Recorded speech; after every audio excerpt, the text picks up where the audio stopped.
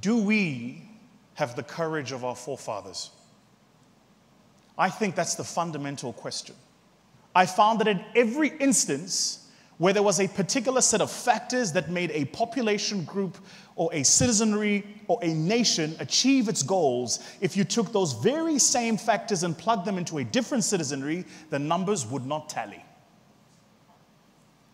That is to say the following, that beyond strategy, beyond information, beyond policy, formations, and conversations, all of which, by the way, are fundamental, there is a single truism that holds, an ingredient without which the coffee doesn't taste good, and the ingredient is this: choice.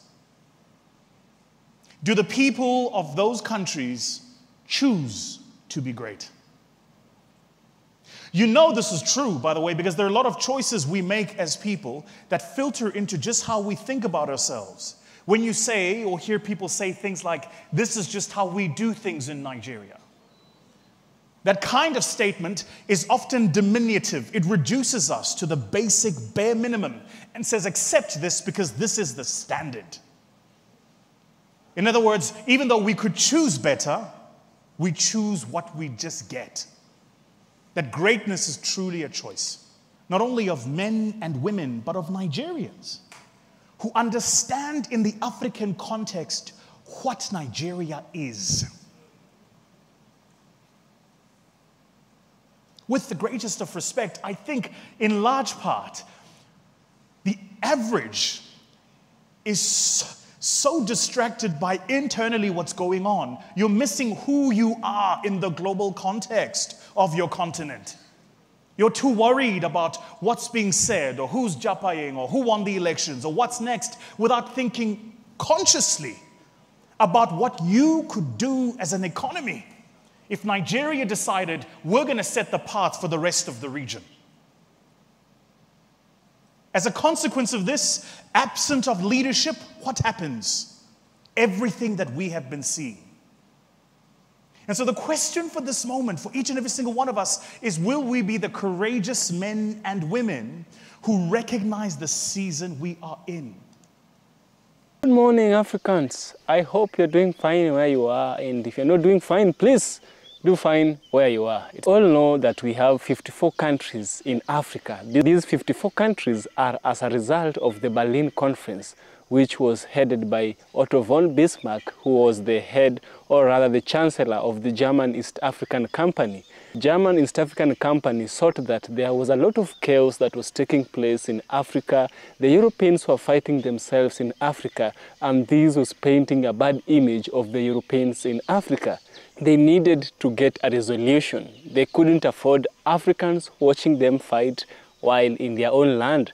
And so for this reason, they sought to have the Berlin Conference. After the Berlin Conference is when we had the division of Africa. In the common terms, it's called the scramble and partition of Africa. Now, after the scrambling, now the Berlin Conference brought about the partition, which was as a result of Berlin Conference as headed by Otto von Bismarck, the German Chancellor of the German East African Company. It was around 1800s, 1850s, 1860s.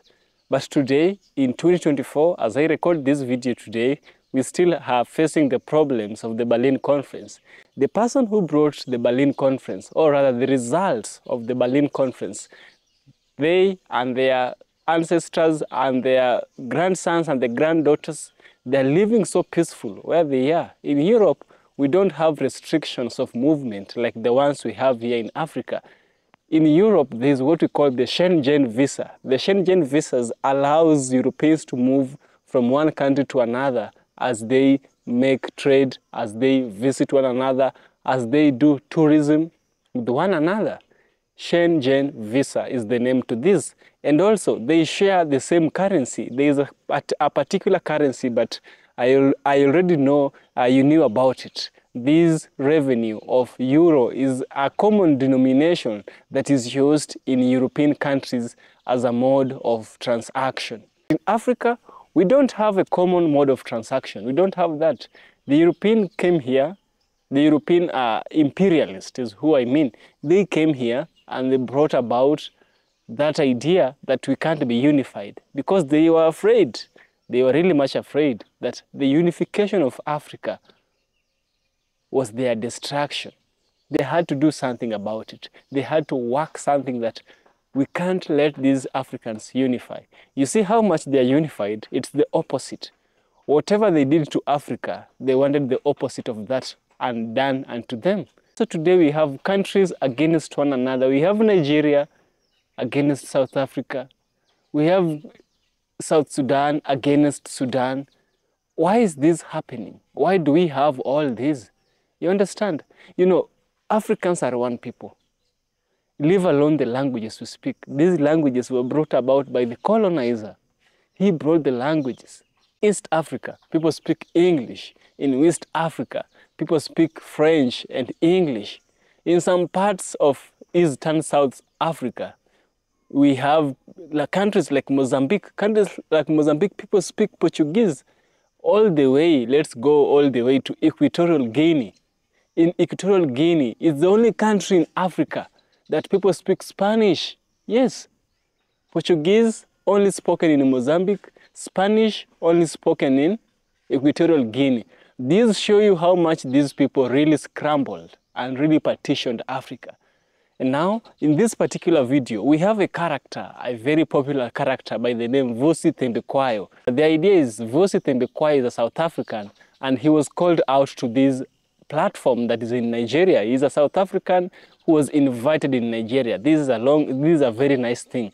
So he was invited there, and he really spoke the message of unification. He spoke the message of Africans coming together. Let's see our similarities and let's stop focusing on our differences. Vusi made some important remarks on this video. I want us to watch it, and then by the end of it, we shall have a deep thought where I shall share with you my deep critical analysis. Let's dive in. So in this moment then, and in this season, it's important that we unite, that we truly pull each other towards each other. I will say it here. I will unite with any man and woman to do right. I will unite with nobody to do wrong. Amongst our greatest naiveties, I think, is that we presuppose that in the world of good and evil, it exists a little bit like it does in the superhero movies. It's how we approach the world. There's a bad scenario and superhero flies in and saves things. And then forever and a day, things will be better after that. Reality does not mirror that expectation. In reality, most people are complex. Most societies are complex. The challenge for us is whether or not we individually can be a force for good, a true force for greatness. When I was prepping for this, Pastor Pojo, I did something interesting. I'm an analytical mind. I work in the world of finance. So in my world, if you want to prove something, you put it in a spreadsheet. And if it's in a spreadsheet, you can put it on a graph. And if it's on a graph, it must be true. Nobody debates a graph. So in preparation for this, I arced my mind back and I looked at 10 of Africa's largest economies between the years 1956 and 1968. And I looked at what it was that made up those economies. I looked in that particular period because that was the transitory period in our continent. What I wanted to seek and find was to answer a simple question. What does it take for Africans to be great? It's a simple question. Now, because of the nature of my work, I went and looked for the actual thing that I could prove here, the scientific thing that I could go statistically, if you do these things, on a balance of probabilities, you will achieve whatever greatness is defined as for you. And here is what I found. I found that in every instance where there was a particular set of factors that made a population group or a citizenry or a nation achieve its goals, if you took those very same factors and plugged them into a different citizenry, the numbers would not tally. That is to say the following, that beyond strategy, beyond information, beyond policy, formations, and conversations, all of which, by the way, are fundamental, there is a single truism that holds, an ingredient without which the coffee doesn't taste good, and the ingredient is this: choice. Do the people of those countries choose to be great? You know this is true, by the way, because there are a lot of choices we make as people that filter into just how we think about ourselves. When you say or hear people say things like, this is just how we do things in Nigeria, that kind of statement is often diminutive. It reduces us to the basic bare minimum and says, accept this because this is the standard. In other words, even though we could choose better, we choose what we just get. That greatness is truly a choice. If greatness is a choice, last time, Pastor Pojo shouted at me for not having a presentation. I've got one today. There are three things then that I think we should all consider in this moment and in this season. The first, I think the era of demographics is dead. I think the era of framing ourselves by the tribe we come from, the background we come from, the place we went to, or how we were raised is moved. I think what we've become today is not just a demographic people. What we have become today is a psychographic people. We are connected in the way we think about the world, not just the way we exist in the world. And so today we find more commonality with each other because psychographically we see the world in similar ways. We aspire for similar. In other words, we are more alike than we think. If, therefore, we are truly to rise as a continent, then how we leverage this as a choice is going to be important. Side note, one of the things I think that's missing in this season, it's my own humble opinion, that is to say, I might very well be incorrect, although I doubt it. One of the things in my mind that's missing in this season is a patriotic, flag-bearing, strong group, not only of men and women, but of Nigerians, who understand in the African context what Nigeria is. With the greatest of respect, I think in large part, the average is so distracted by internally what's going on. You're missing who you are in the global context of your continent. You're too worried about what's being said or who's japaying or who won the elections or what's next without thinking consciously about what you could do as an economy if Nigeria decided we're going to set the path for the rest of the region. As a consequence of this, absent of leadership, what happens? Everything that we have been seeing. And so the question for this moment, for each and every single one of us, is will we be the courageous men and women who recognize the season we are in? I'm not sure how many of us have traveled to my country of South Africa. Any of you here? Hands up. When you do, and I hope for all of you that you do, which, by the way, side note, a conversation we must have, and Brother Pojo, I don't know how we do this. We need to convene the leaders of this continent to talk about this visa story. This is a disaster. And let me just say the following. I struggle to understand why I can land in Paris, get on a train, and end up in Brussels. But if I want to move from Joburg to Gaborone, I must produce a passport. Who's the genius that came up with the scheme? You know, the Europeans are so quick to tell us that we can't bundle ourselves into a single block, but they've done it. When you publish this, you must just leave that part out because I'm busy raising money from them. You know, I don't know. They're going to say he's too radical.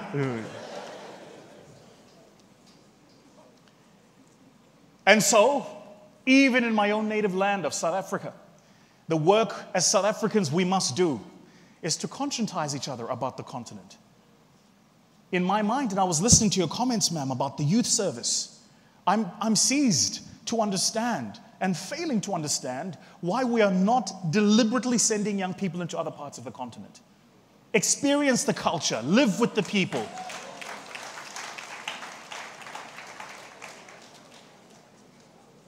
To come here, to be here in this beautiful country, I had to go through Ethiopia. From Ethiopia, I was in Zambia. So I went South Africa, Zambia, Ethiopia, Nigeria. Between now and December, I'm going to be in about 8 different African countries.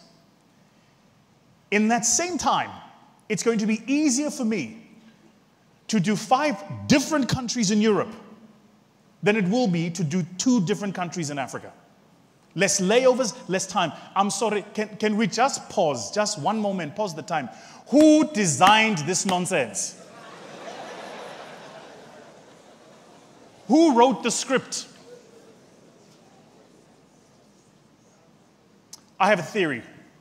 And here is my theory. You only lock the vault where there is money.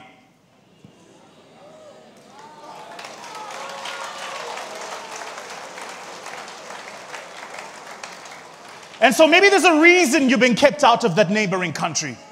Maybe there's a reason you've been kept out of that neighboring region. Maybe there's a reason you can't travel to that other place. Because if you were to, there is something you might do that would help us build what we all know we are capable of. So first, keep them away from each other. Second, convince them that they're enemies with each other. And third, convince them that the other one is better than the other one. And before you're done, they will hate each other so much you don't even need to pass policy or law.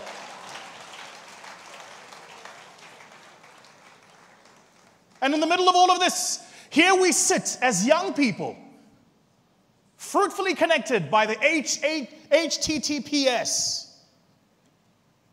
And we're more worried about what's trending and commenting on it, rather than how do we meaningfully build with each other and do business. I came to tell you here today that I'm only interested in meaningfully building and doing business. I'm only interested in understanding how do we take the platform and put it in Johannesburg or put it in Cape Town. And how do we have not just this conversation here, but that conversation there? Because until and when Africa truly is of a single mind, it will continue to be the fodder and the meal for the rest of the global average.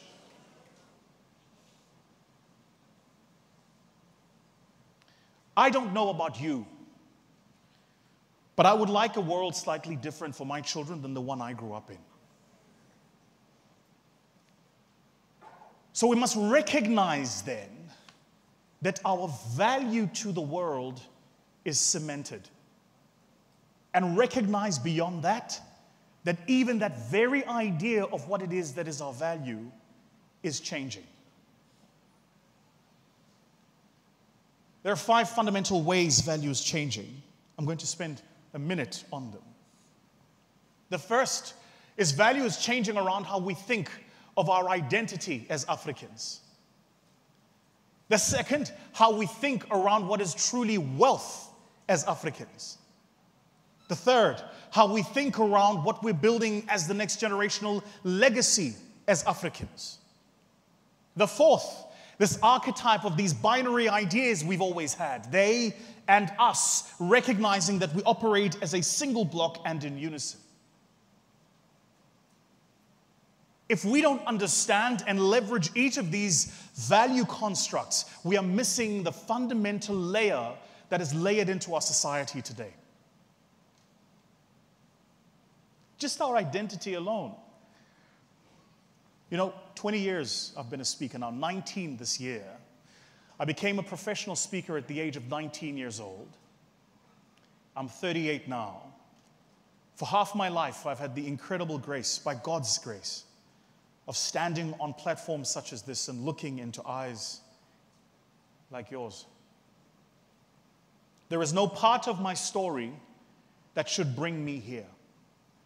I don't come from a family of orators.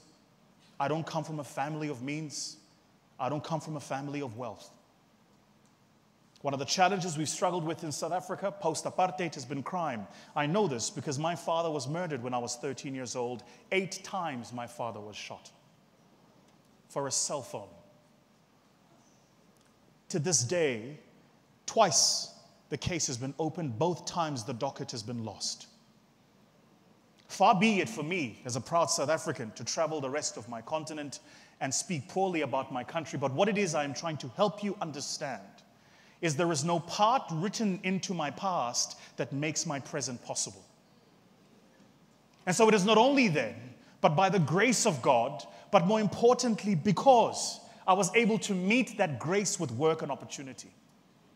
That most of us in this room are simply denied that work and that opportunity. What could we do when we truly come together as a single block? A week ago, I was in East Africa, Kenya, Tanzania, Uganda. Today, I'm here. I make it my intention to travel the continent. Because, and on this point I will end with this. You see, it's easy for a politician to lie to you about Pan-Africanism when you've never traveled Africa.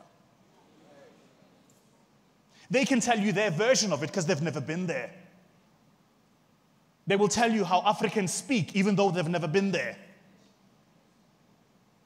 Which, side note, why do Nigerians add O to everything?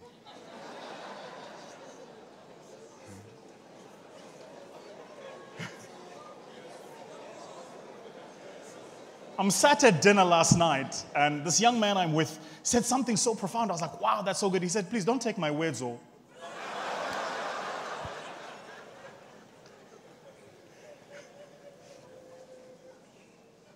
And the final way value is changing is that value has introduced us to this idea of free.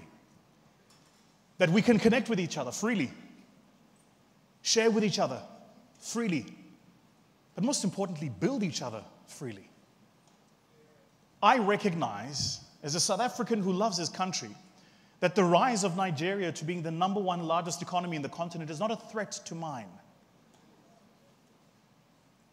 It's the rising tides that elevate all ships.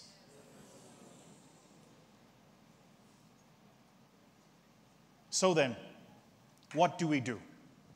What is next? Where do we go from here? There are 3 things I'd like to leave you with. And I will preface those 3 things by saying this. Constantly question what you're seeing. Constantly question what it is that you're seeing.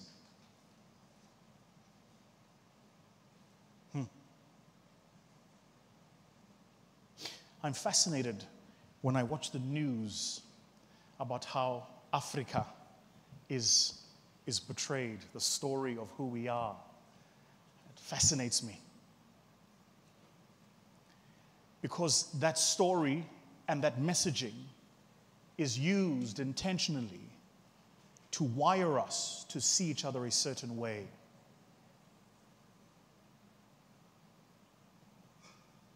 When I was in Kenya last week, I must tell you, one of my dreams came true. I was in Kenya invited by a mutual brother in Christ between myself and Pastor Poju, Reverend Julian.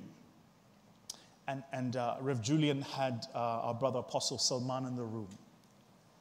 And so he doesn't know that I'm a big fan. And so he came in and said, I've seen you online. I said, yeah, I've also seen you online.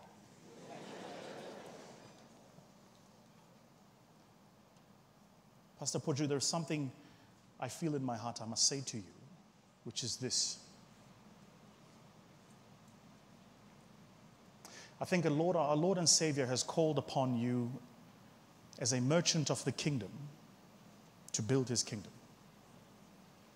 And I think in this moment, the way you have built this platform is amongst the ways our Lord and Savior is using you to evangelize not only the gospel, but more importantly, to let those of us who can evangelize it same.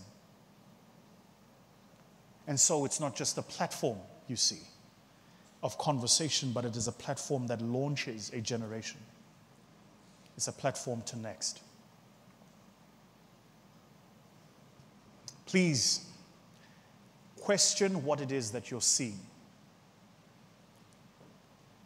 There are 4 fundamental perspectives you must always question.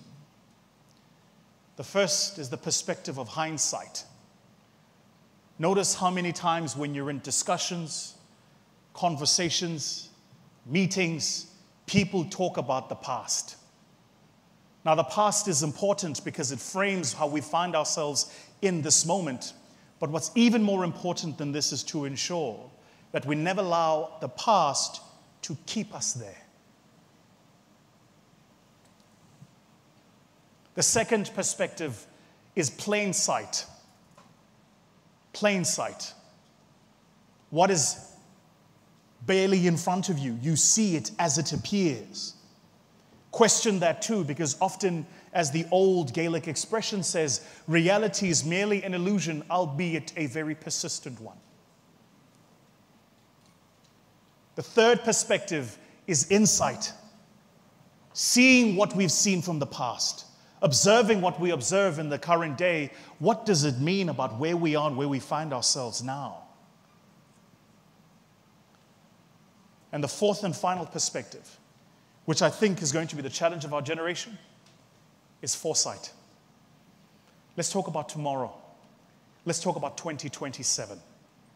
I would love to have a conversation about what does education in 2027 look like in Nigeria? What does it look like in South Africa? So that we stop as Africans producing little laborers that we export to the global north. And rather than say, we're all going to produce the same skills, ask of ourselves the question, what are the skill sets that your economy and your people might produce to which we could be a complement and vice versa?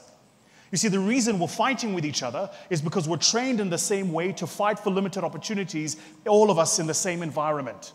It's not until we build with each other that we recognize the opportunity. In venture capital, we do this well. If you're outsourcing tech talent today in Africa, you're outsourcing it typically to a Nigerian outfit.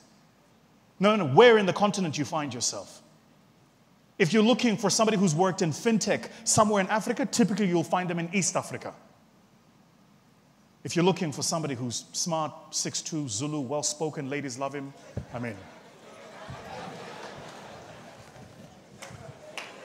no, I don't personally know anyone, I'm just saying.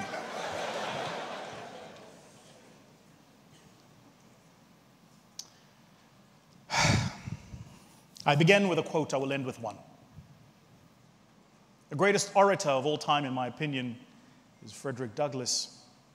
One of his greatest quotes, he says, "It's easier to build strong children than it is to repair weak men."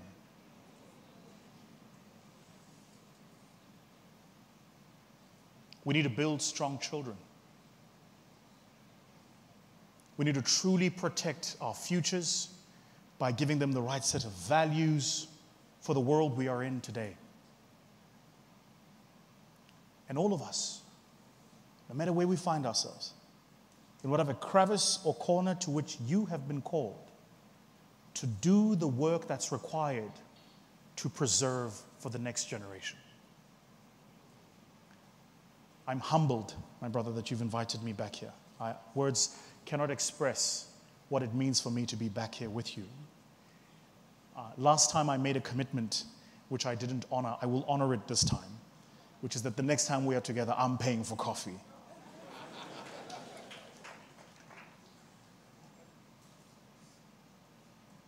They're not paying me to say this, so let me tell you this. You know, the reason most Africans look at Nigerians the way we look at you is because, frankly, we're just scared. You guys are loud.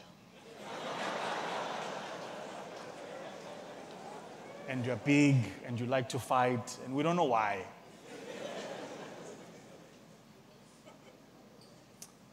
The number of years has been coming, I must tell you, has mentored and taught me. It's matured me. Even the way I approach business, the way I negotiate now. Sometimes I find myself in the boardroom and I think to myself, switch to Nigerian Vusi.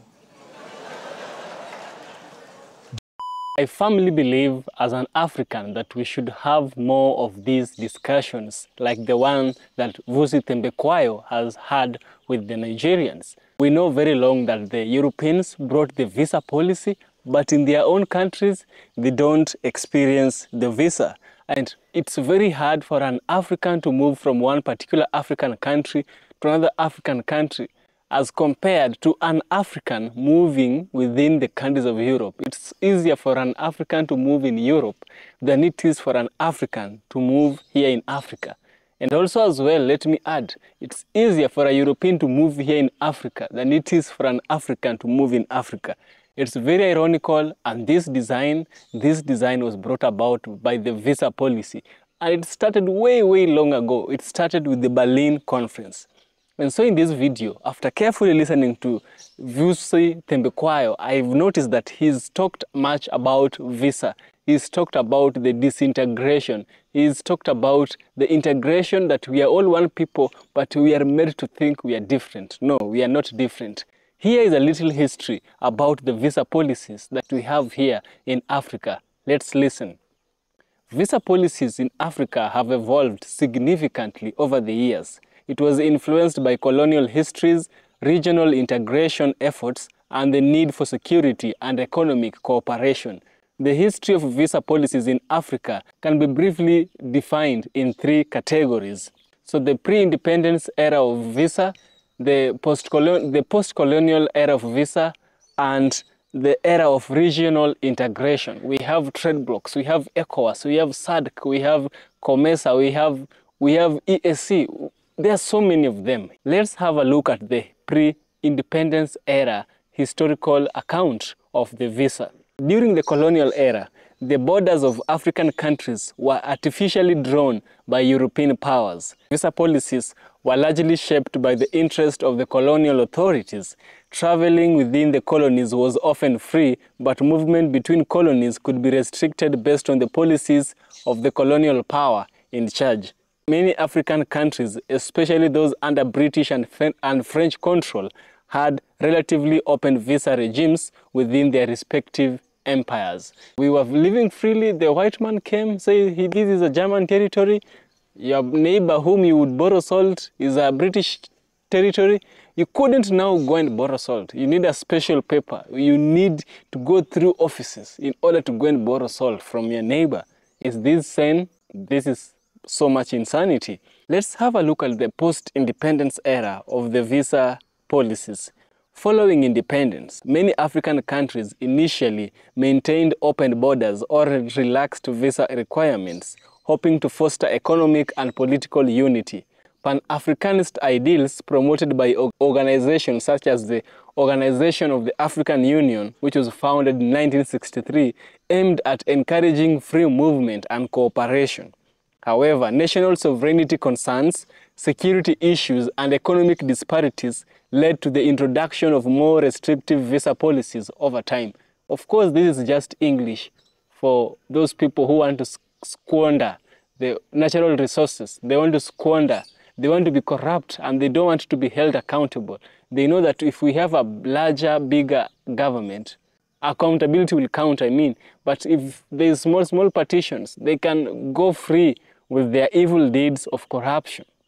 Now, back in the 1970s and in the 1980s, visa policies were tightened as economic challenges, political instability, and military conflicts emerged in different regions. Many countries in Africa began requiring visa for citizens of other African states, and borders became more guarded as concerns about security, migration, and refugees became a huge issue. The third category I told you about was the regional integration efforts. Since the 1990s, several regional organizations and initiatives have emerged in Africa to improve free movement and reduce visa barriers. The first regional blocks that we have is the ECOWAS, the stubborn ECOWAS, Economic Community of West African States, which was formed in 1975. It implemented a common visa-free policy for its 15 member states. By the year 2000, the ECOWAS Protocol on Free Movement of Persons, Right of Residence and Right of Establishment came into effect, allowing citizens of member states to travel freely within their region. Another regional bloc we have is the SADC, South African Development Community. It also promotes free movement of people among its member states, although individual countries like South Africa and Botswana will still maintain stricter visa requirements for certain nationalities. Now we have African Union, the AU, which was established in 2002 after the failure of the Organization of African Union. Now the AU has supported the idea of free movement across the continent. In 2018, the African Union passport was launched, a symbol of African unity and eventual aim of visa-free travel for all African citizens across the continent. The African Continental Free Trade Area, which came into effect in 2021, further seeks to erase travel and economic exchanges. Even though we have these visa barriers, countries in Africa are trying to merge themselves. You know, if ECOWAS can hold up to 15 countries, we have SADC holding the South African countries, we have the African Union trying to hold the whole continent together. I openly see an Africa in the future where we will not need travel visas to visit a country. We won't need a lot of things. I think the only thing that should prevent a person from visiting another country is their criminal status, is whether they are going to bring harm to themselves first and to the people of that country as well.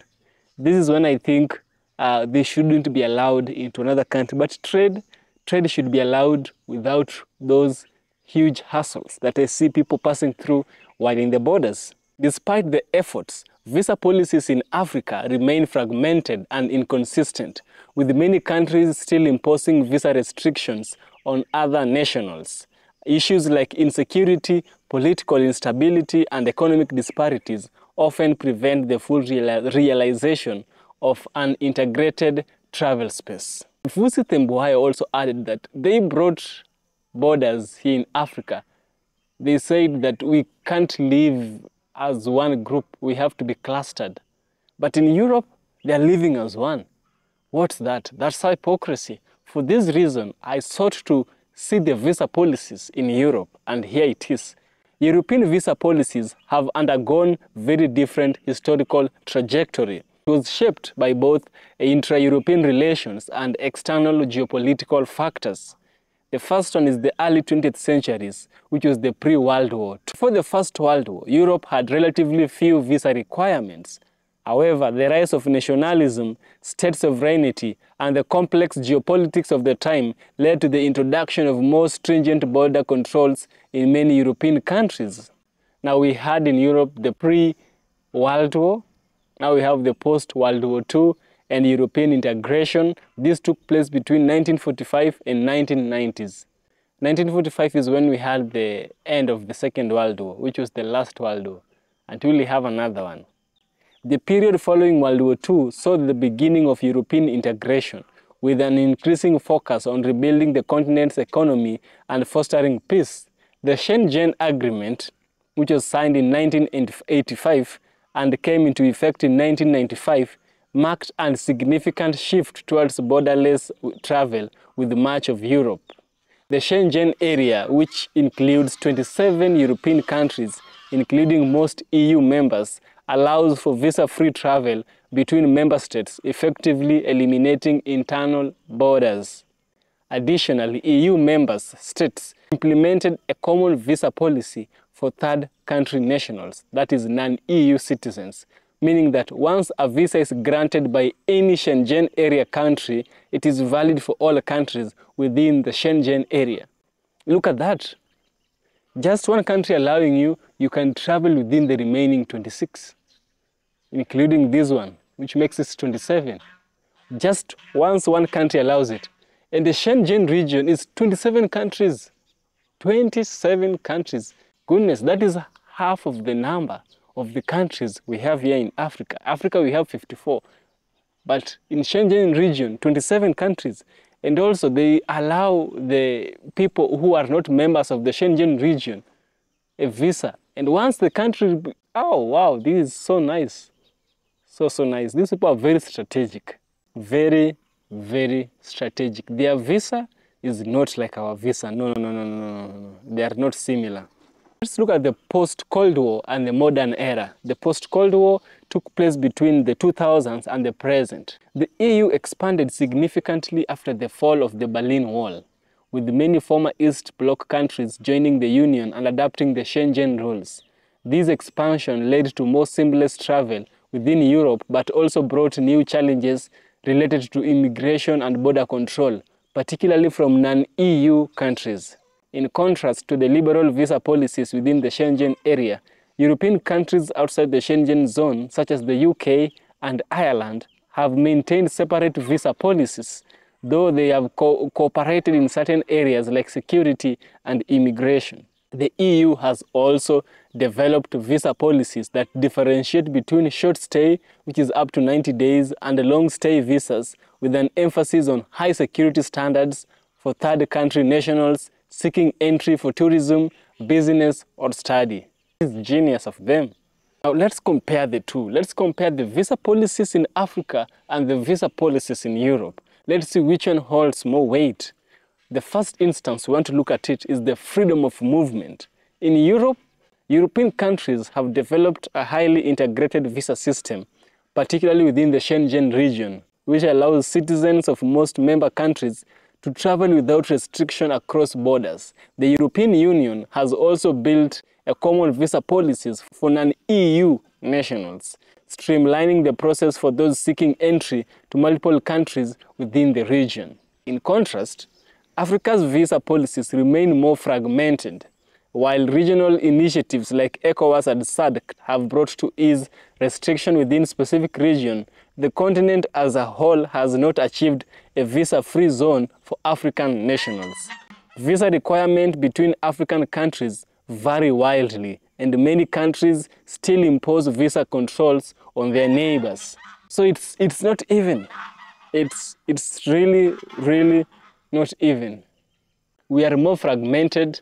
Even ECOWAS itself, Burkina Faso, Niger, and Mali were members of ECOWAS. They left because ECOWAS was not serving them right, and they left. The second one we have is economic and security consideration. In Europe, the free movement within the Schengen area is balanced by strong external border controls to manage immigration and security concern.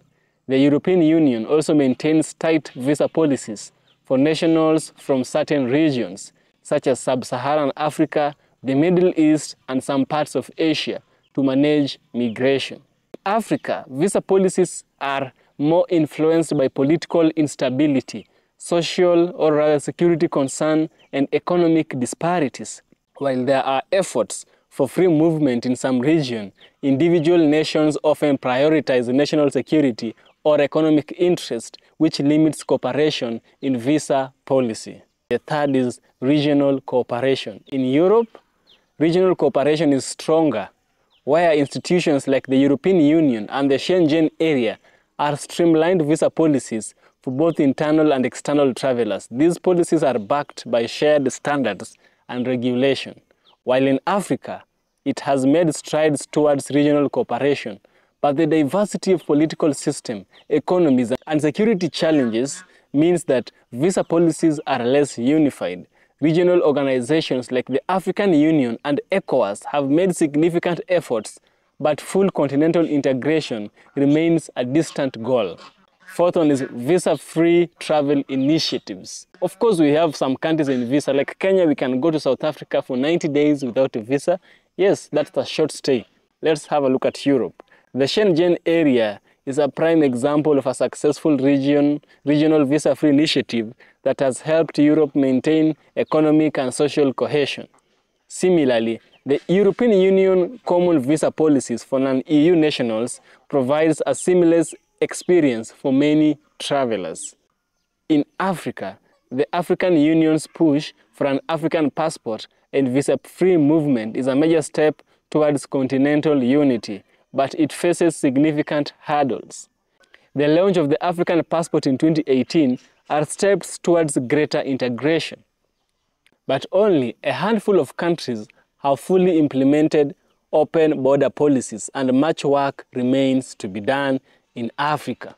Yes, much work still remains to be done here. As Vusi says, you only lock the vault which has money. They're locking us because they know if we unify, it will be hard for them. You only lock the vault which has money. By Vumbi Vuli Thembekwayo. Such an important say. Let's have a conclusion to all this. Europe has developed a relatively cohesive and efficient visa system. It was characterized by free movement within the Schengen area and a common external visa policy.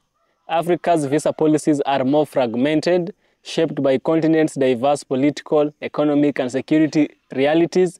Efforts to integrate African countries and facilitate free movement are underway, but substantial barriers remain. As both continents continue to navigate the challenges of migration, security, and cooperation, visa policies will play a crucial role in shaping their economic and political future. Visa came to stay, but we can change these policies. If the Schengen region came to exist, I believe that Africans can come more together. SADC can have a cooperation with the IGAD or ECOWAS or COMESA or East African Community. We can come together and create that unity. We can trade or work. I can have breakfast in Kenya, have lunch in Uganda, have supper in DRC without walking up and down with my visas. This is the Africa we need tomorrow for our children. Yes, if you believe this is the Africa we need tomorrow, kindly share your thoughts on the comment section. I'll be happy and be glad to listen to your thoughts. If you like what I do, kindly support me, first of all, by subscribing. Second, you can share this video with your loved ones. And also, share your super thanks. I will so much appreciate. Become a member on our Patreon to help me bring you more videos. It is through your support on Patreon that I'm able to bring these resources, that I'm able to create these videos for you in. If you like my content, support me. See you in the next one.